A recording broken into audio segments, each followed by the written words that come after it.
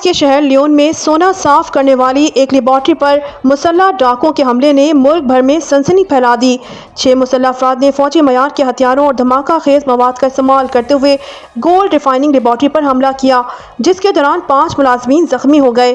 واقعہ جمعرات کی دوپہر پیش آیا جب ڈاکوؤں نے لیبارٹریز پورکیوری نامی نجی ادارے میں دھاوا بول دیا۔ حملہ آوروں نے بارودی مواد سے دروازہ اڑایا اور اندر گھس کر تقریباً 1 کروڑ 20 لاکھ یورو مالیت کا سونا لوٹ لیا۔ حکام کے مطابق 28 ملازمین اس وقت لیبارٹری میں موجود تھے۔ 3 زخمیوں کو احتیاطی طور پر اسپتال منتقل کیا گیا، تاہم ان کی حالت خطرے سے باہر ہے۔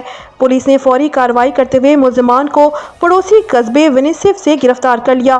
گرفتار شدگان میں ایک خاتون ملزمہ بھی شامل ہے جو اس کارروائی میں شریک تھی۔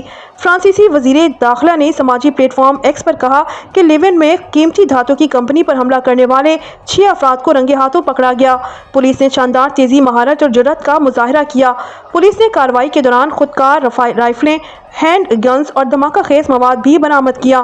یہ واقعہ ایسے وقت میں پیش آیا جب فرانس میں حالیہ ہفتوں کے دوران اعلیٰ سطح کی ڈکیتیوں کی لہر دیکھی جا رہی ہے۔ رواں ماہ لورو میوزیم سے $102 ملین مالیت کے جواہرات چوری کیے گئے، جبکہ قدرتی تاریخ کے میوزیم سے بھی $1 ملین کے سونے کے نمونے چرا لیے گئے۔